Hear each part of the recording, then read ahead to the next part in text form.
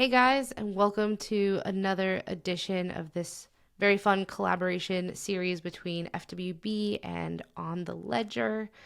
Today, we had the pleasure of talking to Charli Cohen of Restless, and we talked about tons of things. From I guess she like sailed from New Zealand or to New Zealand when she was a kid, and that's when she started getting obsessed with design, and then all the way through to lots of really interesting topics around digital fashion.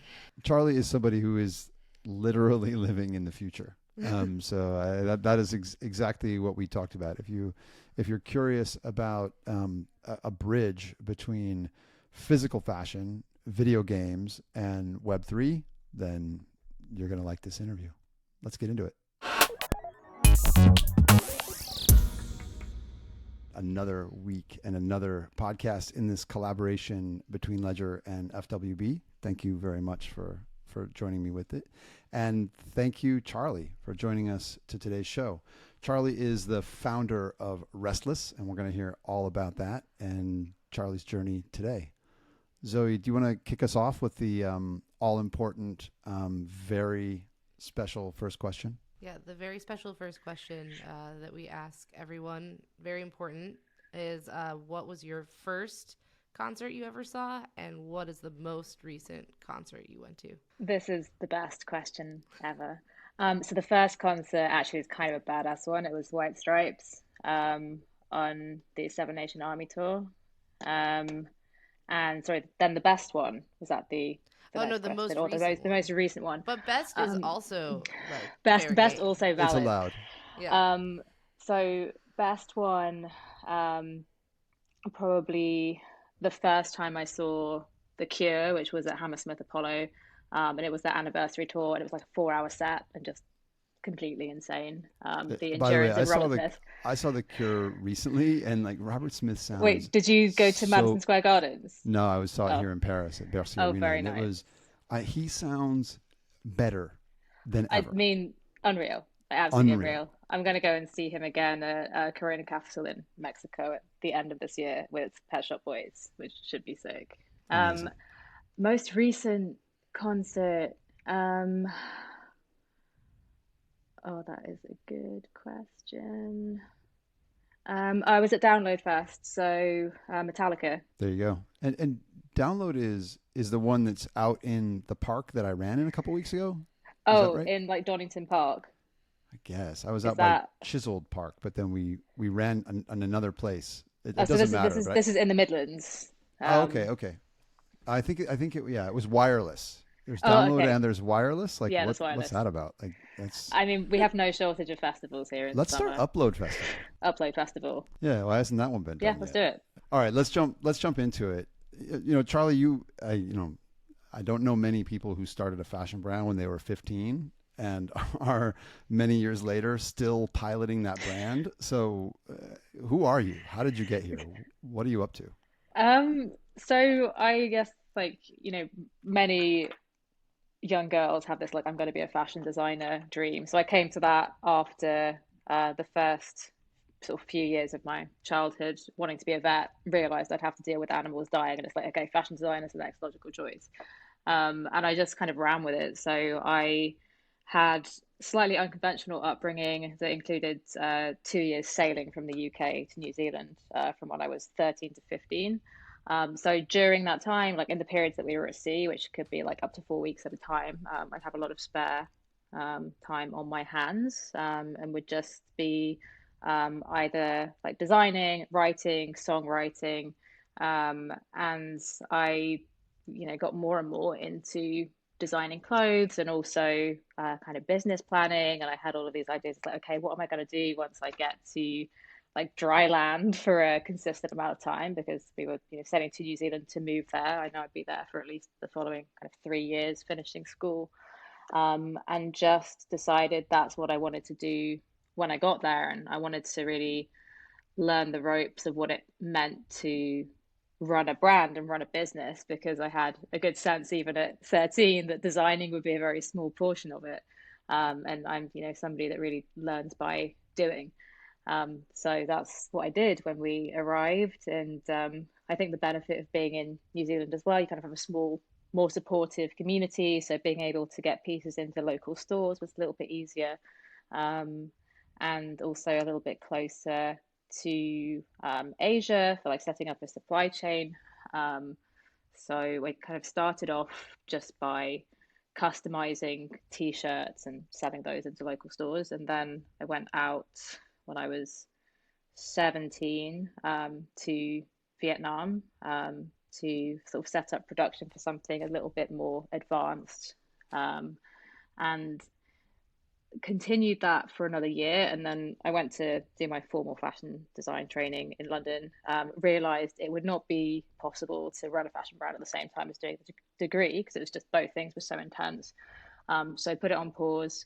Ended up at a very different end of the spectrum, doing online personal training and nutrition consulting, because I was really into fitness as well. Through that, got very heavily into social media, was like an early fitness influencer, which is quite cringe now, but it gave me like a good insight into how to market a brand by the time I came to launch, I guess the most recent iteration of the Charli Cohen brand in 2012. So ended up piling all of those different learnings in, and kind of from the get go with launching Charli Cohen, which I did off the back of my graduate collection, really just put a lot of time and resource into building out online community, online storytelling, and just valuing that as highly as the actual product itself.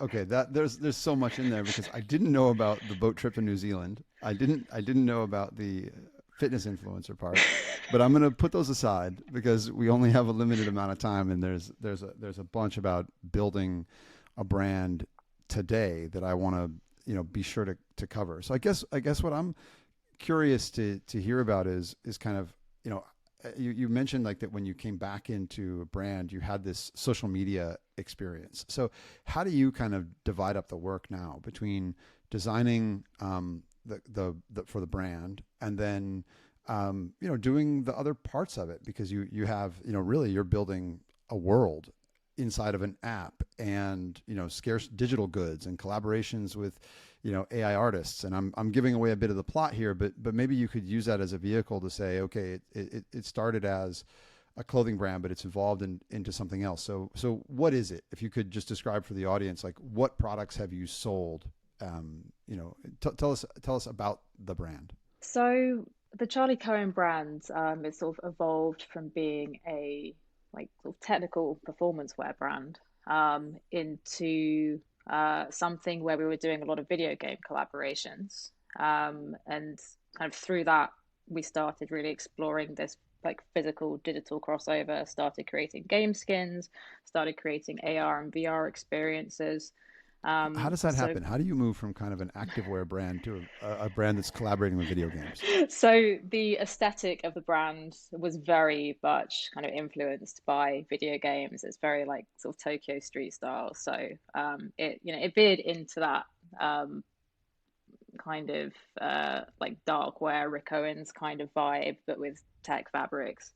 And I think it was very natural to want to explore more around how we could build narrative, tell stories, this kind of concept of suiting up, which like it makes sense for performance wear. It also made sense for like video game characters and being like the hero within an RPG. And the first big collaboration we did was with Assassin's Creed Valhalla, which was like a really good aesthetic fit. Um, and it just really, that was at the beginning of the pandemic, and it really kind of grew very quickly from there, because timing wise, it was really perfectly positioned for this like very rapid acceleration into digital identity, digital retail experiences, digital fashion. Um, and so I guess over 2 years, we had this very rapid transition from the Charli Cohen brand being primarily physical first to primarily digital first. And in 2020, as this started to escalate with these big collaborations we were getting, I was trying to find some kind of solution for digital interoperability, because I wanted people to be able to take this identity anywhere. And that was how I ended up going down the Web3 NFT rabbit hole. It felt like there was some viable tech solution in there. And, it became kind of clear that there wasn't. Everyone was talking about interop. No one really had a good solution for it. And I decided that where I could, or like my sort of vision for digital identity, where I could have the most value was kind of switching focus from brands to infrastructure. And we started building Restless, which carried a lot of um, the vision and the aesthetic and the humor of the brand into it, but was much more focused on how can we build a platform that would allow other creators and designers to build their own brands, and to be able to manage this interop issue for everyone. So what we're doing now with Restless, is providing UGC tooling, that allows artists, whether they're 2D or 3D artists, to easily be able to build brands, and collections of garments that can go into different video games, go into different, like virtual social environments, and that can also have physical redeemables. So, every aspect of how you would represent your identity through fashion is covered. And we've been spending this year collaborating with really amazing artists in the Web3 space, like Claire Silver, you alluded to, and Gramplin was the first one that we did earlier this year. And just ramping up to the end of the year where we'll start to open up the platform so that a lot more artists are able to come in and start using this toolkit. Got it. So let me summarize and you tell me if I have it right. You started with a Charli Cohen brand, and it was a fashion brand, kind of an activewear brand, but with a darkness, Dark overtones, and that and then you followed a path into kind of digital, which is, I mean, I think it's interesting that you just sort of casually say that the brand went from being physical first to digital first, because and you really did that sort of in a pre-NFT context that was kind of video game focused. I think that alone is interesting, and I wanted to pause on it only because I think a lot of people think about NFT sort of things as this cash in that happened in 2021, but you've been sort of like following a digital wearable path for longer than that. But then, you wanted to turn that into more of a platform that others could use. You've built the first proof of concepts on that, one with Grumplin, one with Claire Silver as an artist. I'd love, and then you're going to open that up. So I guess I'd love to hear now, how has it gone? I mean, we're at a really, difficult time in the NFT market. And so I'm curious, like, what you've learned. And then, also, like, when you say make it a platform, like, who do you imagine will be using it and what will they be doing with it? So the drops have gone incredibly well given the market.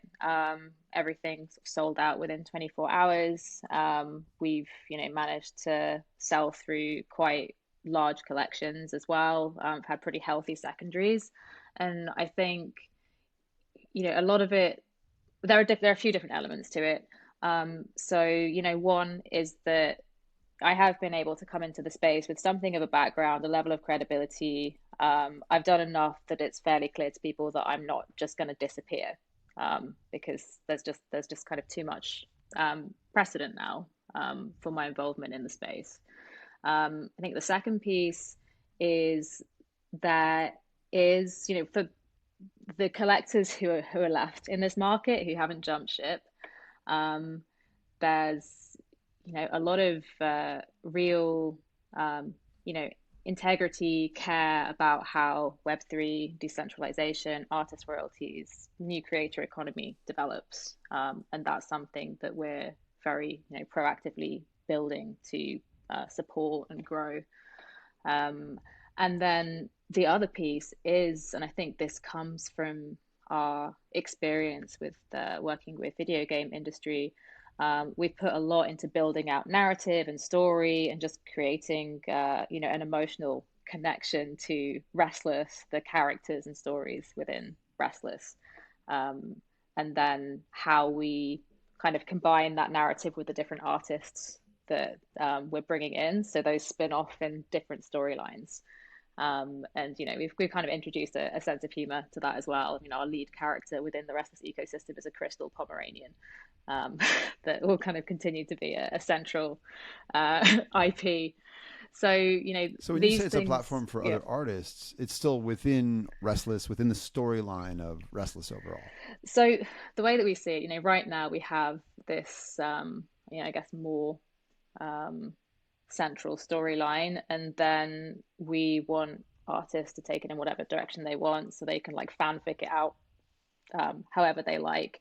So it's easier to build something that's recognizable, memorable, appealing, with some kind of core narrative. But yeah, it's going to evolve and evolve and evolve over time, and that's something that we'll hand over to the community of artists and the community of actual like players who are wearing these skins in game as well, to take in the directions of their choosing.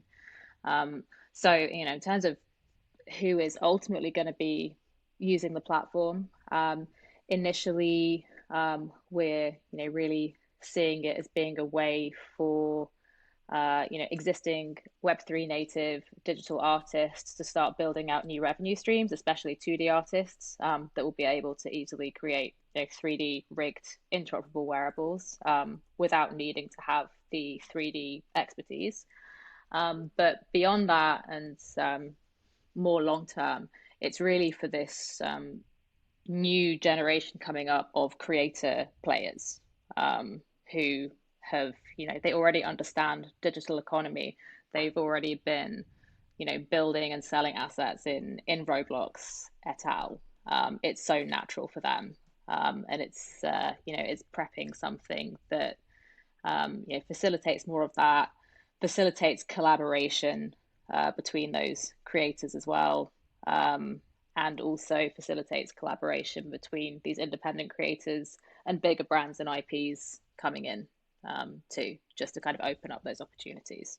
Yeah, and I guess like one question that I have, just as someone who has no experience with this kind of like in-game fashion and all that kind of stuff, like I guess what I am trying to imagine is what the current state of interoperability is. And so I wondered if you could describe that a little bit. Like, can you actually take skins from one game to another right now? And then, like, what are you guys doing, to work on that? Like, kind of what's the future state or best future state you can imagine of that? So there's like a sliding scale of interop from like working with very Web2 environments through to fully Web3. So in the like Web3 open metaverse realm, it's very easy. There's a relatively small number of file types. You can have each of those file types connected to the metadata of a single NFT. So when you log in with Wallet Connect to that environment, it pulls the right model. Um, where you're working with traditional games that don't have any kind of blockchain backing, you're working with token gated unlockables. So it's something where you mint an NFT, you can claim that unlockable once, and then the metadata shows like, okay, this has been claimed now. So for example, if you're taking assets into Roblox or UEFN, which is like Epic and Fortnite's new kind of UGC platform that they're opening up, um, and so on. So that's kind of the way that we're managing it right now. You can have a version of your asset, that's not a derivative because it's still connected to this parent NFT. Um, but ultimately, we are working towards having something as close as we can get to a single standard. I think it's unlikely that there will just be kind of one single standard, but there will be something that a majority of games and spaces end up using. It's something that the traditional gaming industry, from the conversations we've had, kind of understand there's a need for as well. Um, I think what we'll see with traditional games is, there are only certain games that exist right now, big open worlds, where it would make sense for them to actually integrate with blockchain and introduce NFTs. Generally speaking, it's going to be down to these big developers building purely Web3 native IP from the ground up. And that's where more interoperability will be introduced. So I guess short answer is that there's a slightly convoluted way of working around it right now. And over the next 5+ years, we'll start to see a lot more optimization of that. And it's something that we're kind of very proactively working on building. Do you think that there's been kind of a moment with what's been announced recently between Nike and game developers where you're starting to see a bit of a tipping point, or am I misreading that? No, I think definitely. I think there are a few sort of catalysts happening at the moment. That is one of them. The So with Roblox, the introduction of limiteds, which is basically their version of an NFT as well, where you have one of ones or super small limited editions that include secondary royalties for creators. So that's kind of setting a slightly new precedent. And then Epic, Fortnite opening up UEFN as well is going to create a lot more opportunity for bringing in external assets from other places into Epic's ecosystem. So there's a lot happening at once that is opening doors, and Even in maybe a questionable market, there are dominoes that are falling over. yeah, dominoes that are falling over, and dominoes that are falling over in relation to the actual like utility of assets beyond the like speculative investment. Well, that's definitely what I feel is, if you look at what LV did recently, their usage of a soulbound token. If you look at the kind of closed environment that Nike's built with Swoosh, I think they're really trying to avoid the speculative trap, which feels. And how has that been for you? I think, when I think about it, you're describing two completely separate audiences. One is gamers and one is NFT collectors. And with Restless, Gremplin, Claire Silver, these are, seem more aimed at NFT collectors for me. Like, how do you see yourself, bridging those audiences? Is it possible to play to both of them? I'm not sure. So I think there is like a little bit of a Venn diagram, and the reason that we chose to work with Gremplin and Claire is because like Gremplin, for example, is one of the like founders of the CC0 movement within the NFT space. That brings with it a certain mindset of collector. And again, it's kind of thinking about, people who care about infrastructure, decentralization, how this moves forward. So it's, there are flippers, but there are also collectors who are just generally more invested in the growth of the space. And then with Claire, within her community, there are a lot of creators. And again, like, it's the creators that we want to obviously bring in to be using and publishing through the UGC platform. So there is overlap there. There's also quite a lot of overlap with, as we've discovered with this Diablo collaboration that we've just done, we realized how much of our core Restless community are like hardcore gamers. And there's been so much streaming of Diablo in our Discord. So there is, again, that kind of crossover of gamer and collector as well. But yes, we are kind of approaching these, largely two different audiences in two different ways. And the, I guess, more traditional or currently like not Web3 native audience, especially within the gaming industry, are very turned off by any mention of NFTs, any Web3 jargon, and so on. So that the way we speak to them, and the way that we kind of create the narrative has to be very, very abstracted away from blockchain. Whereas, the opposite is true, where we're approaching a Web3 native collector audience, where it's like, oh, we're using this new token standard and we're doing all these cool new things with the the tech and protocols available and so on. So we'll have, for collaborations where it makes sense for us to be promoting to both parties, we'll have two very different narratives. But we also work with different collaborators targeted towards different groups. So with Diablo, that collaboration was about speaking to a non Web3 audience. And it's why it was a physical first collaboration, where, again, soulbound token, and once you activate that, you get various token gated assets via the token. So it's more of an onboarding type collaboration versus working with Gremplin, which is obviously like super targeted at a Web3 native collector. I'm really curious if you could try to explain to our audience where you think things are right now? Like, where is the opportunity today? And the reason I ask this is, I think, like you said a moment ago, you can see where this goes 5 years from now. You're way early, and you're pioneering. You're trying to, bridge these worlds that don't like each other with technology of interoperability that doesn't exist yet. Like you're literally a pioneer in the true sense of the word, and you've kind of always been that way, right? Going, if you go back, pre this. So I'm curious, are you feeling that you are serving an audience which is here today, or are you building for an audience that you believe is coming? Both. So I think, the opportunity right now is building bridges. As more streamlined, more optimized infrastructure gets built, how do we start, how do we start the work now? How do we start the work of onboarding now? How do we cultivate trust, of Web3 for these new audiences? So that's, again, like the way we're thinking about interoperability is like, okay, what's um, the slightly more complex way we can do it now, but still do it to build trust, prove it out, build community, be known as things progress as this kind of, foundational company, um, in digital identity, in interoperability. Um, and I think,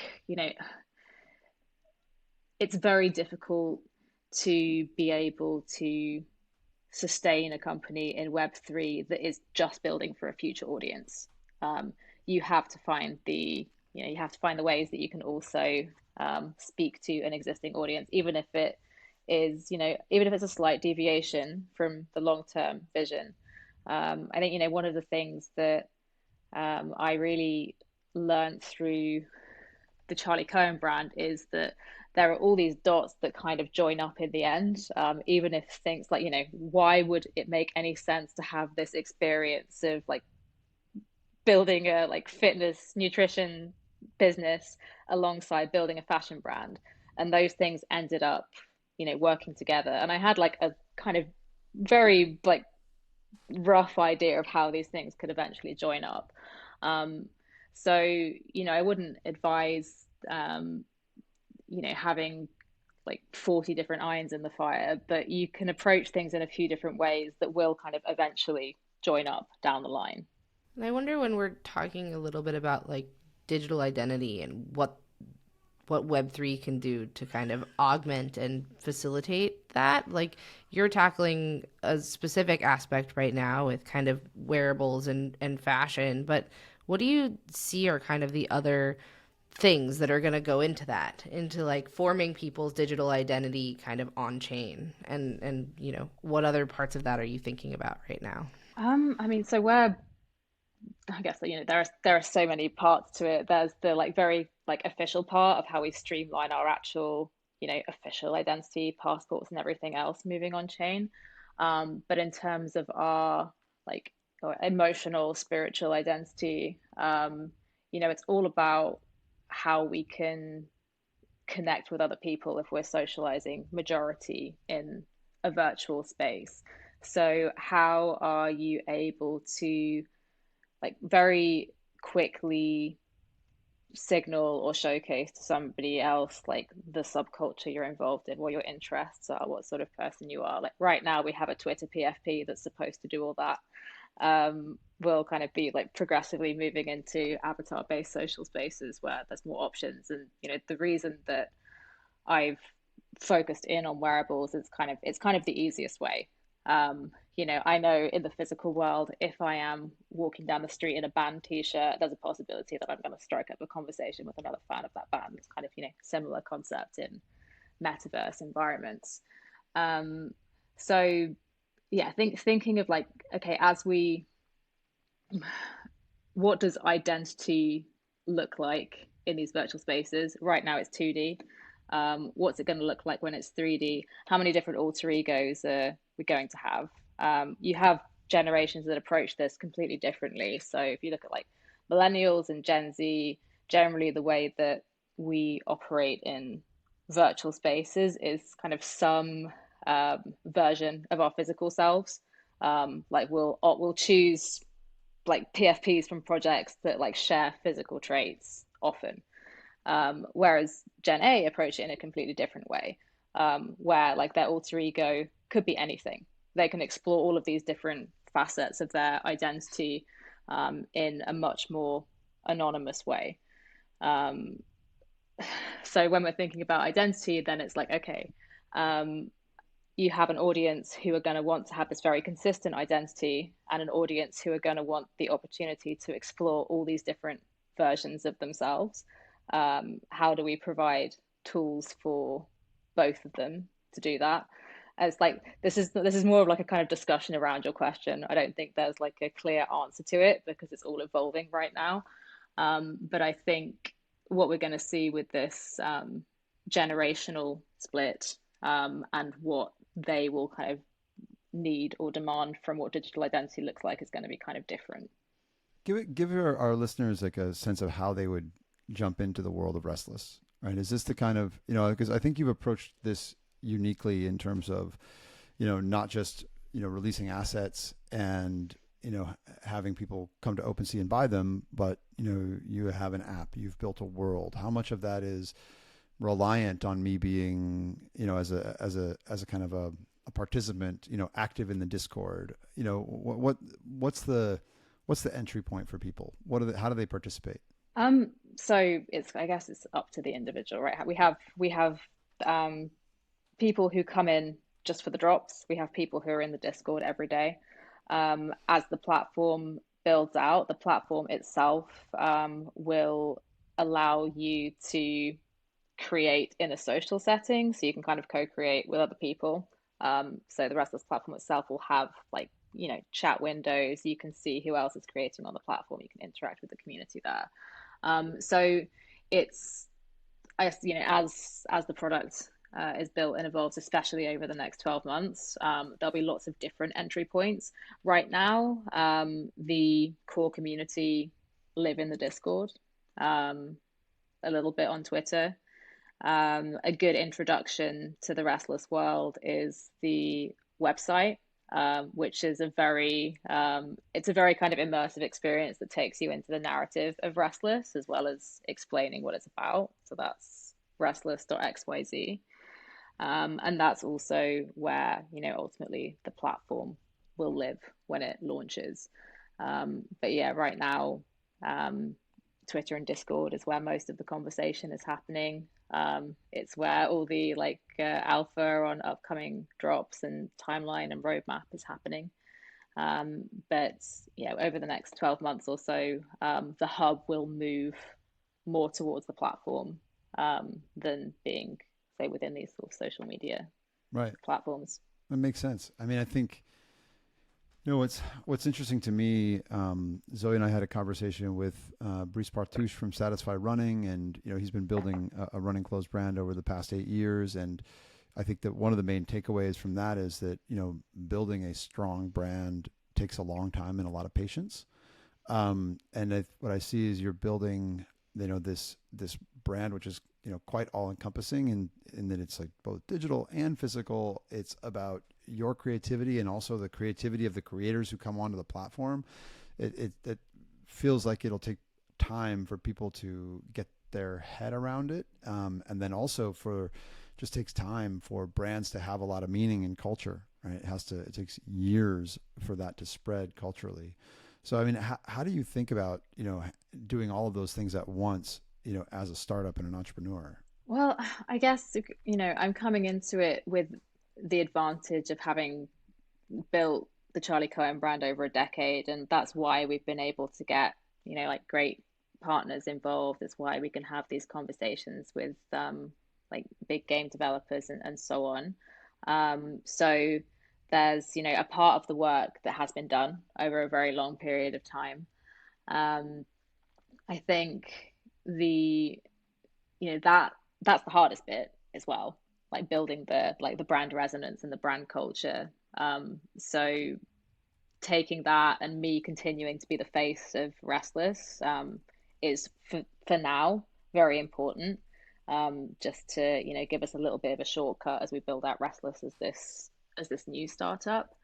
Um, I think, it's how we're prioritizing right now is building the actual tech, but finding ways as we build to be able to, to actually test the product in a way that's building community. So the drops that we've been doing through this year, they've been enabling us to test the UGC tooling as we're building them, test all of the royalties infrastructure and everything else, whilst building community, whilst building these new relationships. But it's all kind of optimized towards building this final product.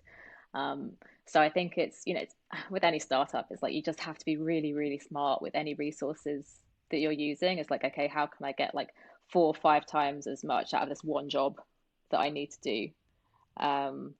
And that's the way that you do that is going to really vary from business to business. But this is like for Restless specifically, this is how we're trying to avoid a cold start for the actual launch of the UGC platform by doing these drops in the run up to it. Got it. And you mentioned the concept or the topics of royalty and sharing and ownership. I mean, this series is about creative custody. So where do you see this going, and how does that play into Restless? So being able to have the level of control of your choice, and also being able to in perpetuity earn royalties as a creator is really important. So the way that we're thinking about it with Restless is once you have an asset on the platform, whether that's like a garment silhouette, whether that's like graphics applications for the silhouette, however much that gets like updated, remixed, and so on into the future, you will continue to earn the like residual royalty as a percentage of how much your artwork is involved in this final asset. So like all of the Restless assets, your wearable is going to have multiple stakeholders involved in it. There's the, say the creator of the base garment, the artist of any graphics fabrics that you're applying to that, the environments that there's a model of that particular design for, they're all stakeholders that need to be remunerated with royalties. So yeah, that's kind of at the core of everything. That's the difference between, as a creator, why would you choose to create with Restless rather than within a siloed video game? Because you're probably not going to get secondary royalties or any kind of protection over your work once you've published into into that particular video game. And then ownership. I think ownership is a really important part of identity. I mean, even if you think about the difference between wearing something you own to an event versus renting something or borrowing something from a friend, like it feels much more part of you and who you are when it's yours. So it's kind of taking that same psychology, applying to digital assets and digital identity. We're assuming that's going to carry over, and again, it's why it's why we're building what we're building, because that's, for something to really feel like it's you, it should be yours. Wow, it feels like, if you pull that part off, where you kind of prime the pump, and then you get creative people to come into the platform. I can't help, given my background, but think of this as kind of record label versus, artist, record label, distributor.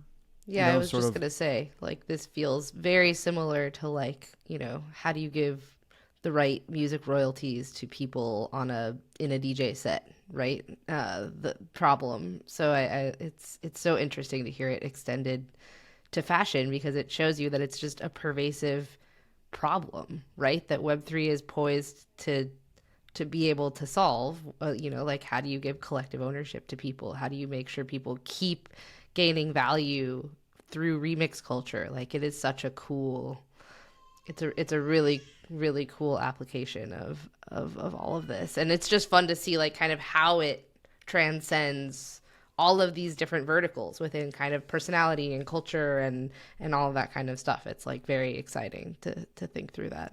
That's exactly, the theme for me is that, once you move into the digital realm, a lot of these boundaries that were previously about distribution, you and I have talked about this before, Charlie, that, that the distinction between music, art, and fashion was really, a distribution distinction, not an artistic one. I think the other thing that, to be honest, like puzzles me about your model, and I'm really curious where you end up like kind of netting out with it, because I also think it's one of the coolest parts. That's why I was thinking about record label as you were talking, because if you think about it, like, many record labels themselves have an identity, and then, the creative people that are then on that platform, it means something if it meant something when a band was on Motown, and it actually meant more than just, oh, it's on Motown. It's actually, no, the songs might have been written by Berry Gordy, and they were probably recorded, in the studio with the house band, right? You know what I mean? It actually, meant more once upon a time. And it feels to me like that's almost the model that you have, because you're putting out these kind of creative rails in a way, and then you're inviting people to come on those rails, A, because it gives them a platform, but B, because then it gives them distribution and audience. Exactly. And you're, and like that's kind of the beauty of remixing. You're creating something off the back of maybe one of your like hero artists, and a piece of it still belongs to them. And that collaboration is enabled for as many times as that item gets like remixed and updated. Yeah, super cool. Well, I think we're coming closest to the end, so we need to transition into the finishing questions. Finishing questions. And the last question was actually a bit of a lead into this one, and the question is, what does creative custody mean to you? So it is I guess the assurance that when I have created something and put it out there, that I continue to be rewarded for it for as long as it retains value to other people. No, that makes tons of sense. I mean, I guess I'm gonna kind of reframe our second universal question today. What we've been thinking about is, for creators and builders and entrepreneurs who are kind of trying to transition from, a world of kind of information and moving to a world of value, is kind of how we've been framing this. What advice would you have? But then I guess to me, I would say, for you, it might be more relevant to say, if you're living in a world of kind of physical and transitioning into a world of digital, how do you kind of suggest people start wrapping their head around that new dichotomy or transitioning into that space? I don't think it's new. We're talking about like this, moving from the physical sphere into the digital sphere. When I started this first fashion brand when I was 15, the lookbook was on MySpace. I did all of my initial sales through forums. It's, everything has been this crossover between physical and digital for a really long time. I like bring up this example all the time, but like, anytime that you've used an Instagram or a Snap filter, you have engaged with digital fashion. There's already such blurred lines. And I think, the last piece, and the thing that most people associate with digital identity is 3D avatar based environments. But that's coming at the end of what has already been a 20-year transition into this blurred physical digital identity. And what's something, if you look out as far as 15 or 20 years, which I think is completely valid. I really feel like we're in this stage right now where it's like, the early days of the internet, where we got excited about the possibility, and then we got faced with the reality of building these businesses. But basically all of those ideas did come true. It just took 15 to 20 or more years to get there. You mentioned earlier identity, which is one that I always use, or actually just kind of the basics of identity, your government ID being digital. My belief is that, 15 or 20 years from now, my government ID will be digital. And when that's the case, well, now pretty much everyone has, digital assets and the means to manage and secure them. What's something that you see that just seems absurd today, but, 15 or 20 years from now will be standard? I think what, based on the fact that it's going to have to happen, is how we manage the processing of information. So like we're already in kind of like mental health crisis because of information overwhelm. We all have a second brain in our pocket via our smartphone where we store all of the information that we can't retain ourselves. So I think that there's going to be a lot of development on how that storage and processing of information, we have some kind of assist that's like very much, it's kind of like, I guess cybernetics, but I'm not imagining having necessarily like a chip or anything else, but there's going to be something that, something that is an in-between of where we have brain and smartphone, that is like facilitating this processing of information and storage of information. Wow. What do you think it might be? I have no idea. It's gonna be the iPhone 94. Yeah. I mean, do you think that Apple is I guess it's it's very relevant for what you're building. What do you think of Apple's eyewear? Is it a boon or wrong direction? No, I think it's another catalyst. I personally think that AR and how AR can be used is much more exciting than VR. Like you can do incredibly cool stuff in VR, but the ability to, where we're talking about blurring the lines between physical and digital identity, where you have this augmented layer over the physical world, there's just so much more real world application. So, it's going to be very nascent, the way that we experience it with this like first headset, like, okay, you can sit in a 360 video and so on.